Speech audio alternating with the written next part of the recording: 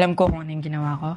Malinis yung konsensya ko. Hindi naman nila ako kilala, hindi naman nila nakita kung paano ako nag-training. So lahat po talaga, like, hindi ako natatamaan, hindi tumutusok at all.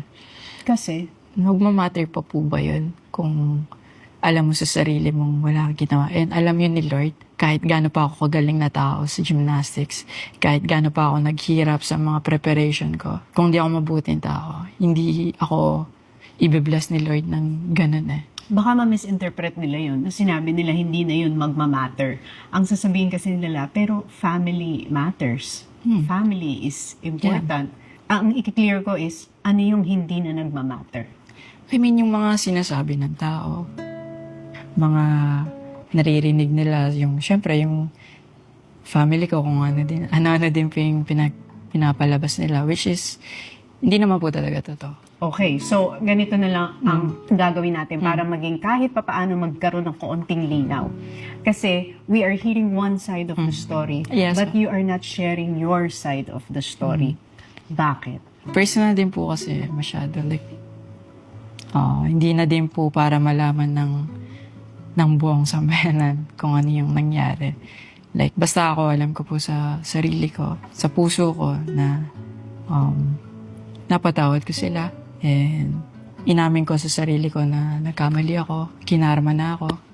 Kasi mali nga naman na sagutin mo sila ng ganun. Na, syempre, emotional ka na po eh. Gusto mo ipaglaban yung sarili mo and yung relationship nyo. Alam ko kung ano yung mali ko. Tinanggap ko yun. Pinagdasal ko yung kay Lord. Kumingi ako ng tawad. Magpo-focus na ako sa sarili ko ngayon and sa relationship namin ni Chloe. And nag-move on kami. Nag-focus sa Olympics. And yung blessing na binigay ni Lord ngayon, like, sobrang hindi mo ma-explain yung ganong kalaking achievement and blessing na binigay niya. At the same time, binigyan niya ako ng mga tao talaga na totoong magmamahal sa akin, totoong susuportahan ako, na kahit matalo manalo, nandyan sila. Kasama ko sila umiyak.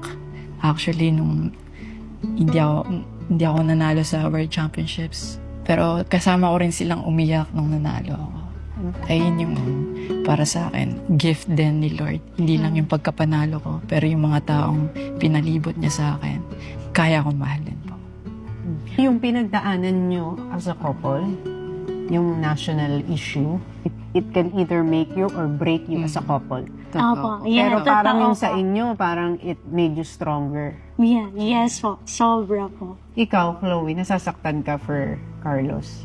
Siyempre nasasaktan po ako kasi it happened to me na. So I know how it feels like na your own blood is like parang putting you down, na hindi naniniwala sa'yo, ganyan-ganyan na, yeah, family first. Pero family first should be the first ones also na sinusuportahan ka, pinoprotektahan ka. So why is it the opposite? Sila yung nangunang mag-down sa'yo, sila yung una na hindi naniwala sa'yo. So why is that?